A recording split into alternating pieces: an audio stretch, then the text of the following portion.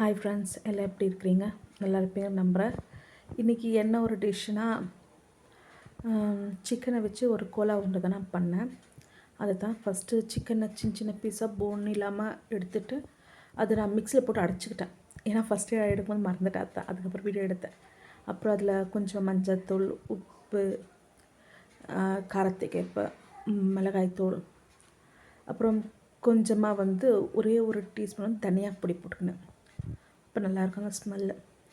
அப்புறம் ஒரு 2 டீஸ்பூன் கடல மாவு சேர்த்துட்டேன். ஏன்னா அந்த பைண்டிங் கொடுக்கறதுக்காக கடல மாவு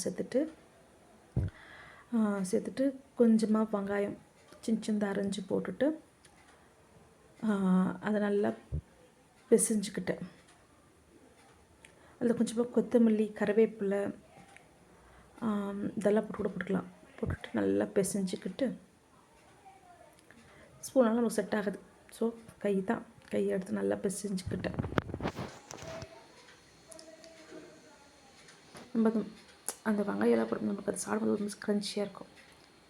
அதுதான் பாருங்கள். அப்புறமா கொத்தமல்லி, கறிவேப்பிலெலாம் சின்ன சின்னதாக அரைஞ்சி போட்டுட்டு நல்லா பிசைஞ்சிட்டு, அப்புறம் நம்மளுக்கு எந்த சைஸ் வேணுமோ அந்த சைஸ் சின்ன சின்னதாக உருண்டை மாதிரி பிடிச்சிக்கிட்டேன். பாருங்கள், கையில் நல்லா ஒட்டாமல் வருது. பிடிச்சிட்டு பண்ணி வச்சுக்கணும்.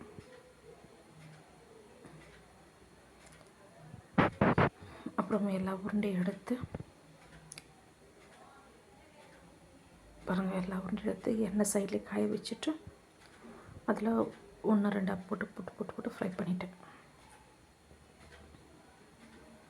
ஏன் கொஞ்சமாக நிறைய நம்ம எண்ணெய் நான்வெஜ்ஜுக்கு நிறைய எண்ணெய் ஊற்றினா அது திருப்பி ரீயூஸ் பண்ண முடியாது. அதனால தான் கொஞ்சமாக நான் ஊற்றிக்கினேன்.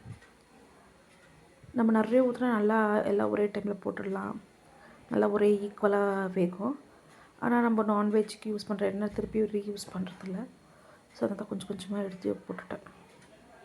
கொஞ்சம் எண்ணெயில் 1 2 ஒரு 3 பீஸ் போட்டுருந்தீங்க. ஒரு 3 பீஸ் போட்டு நல்லா வேக வச்சு எடுத்துக்கினேன். நல்லா 2 பக்கமும் திருப்பி போட்டு நல்லா வெந்துடணும். ஆனால் அதுக்குன்னு ரொம்ப ஸ்பீடு இருக்கக்கூடாது, சிம்மில் வைக்கணும். ஏன்னா ரொம்ப ஸ்பீடிச்சா மேலே வெந்துடும், உள்ளே வேகாது. உள்ளே ஒரு மாதிரி ஆகிடும். நம்ம அந்த ஆனியனெல்லாம் போடும்போது கடிக்கும்போது நல்லா க்ரன்ச்சினஸ் இருக்கும். ஒருத்தர் ஆனியன் கூட வேண்டாம்னா கூட நீங்கள் ஸ்கிப் பண்ணி அப்படியே செய்யலாம். அது க்ரன்ச்சினஸ்க்காக நான் ஆனியன் போட்டது. பாருங்கள், நல்லா வந்துடுச்சு. கலர் பாருங்களேன், ப்ரௌன், கோல்டன் ப்ரௌன் நல்லா வந்துடுச்சு.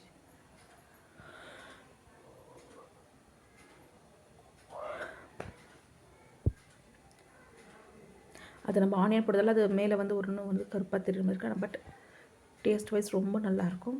அது கருகுனாலும் உங்களுக்கு டேஸ்ட் நல்லாயிருக்கும். ஏன் உங்களுக்கே தெரியும், ஆனியன் நல்லா கருகுச்சு செம்ம டேஸ்டியாக இருக்கும், கிறிஸ்பினஸ்ஸாக இருக்கும். அதனால தான் அதுக்குள்ளே நான் ஒரு பேட்சை போட்டுட்டா நல்லா வெந்துடுது.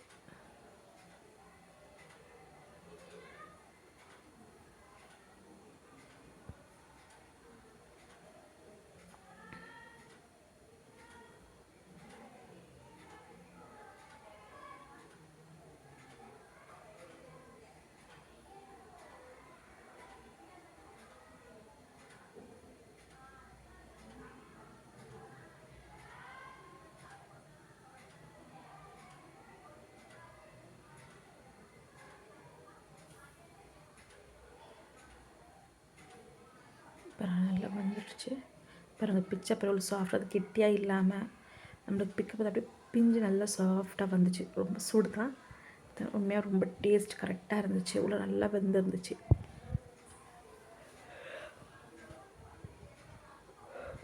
பாருங்கள், ரொம்ப சூப்பராக இருந்துச்சு.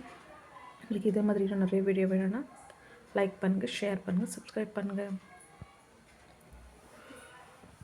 இன்னொரு வீடியோவில் பார்க்கலாம். பாய்.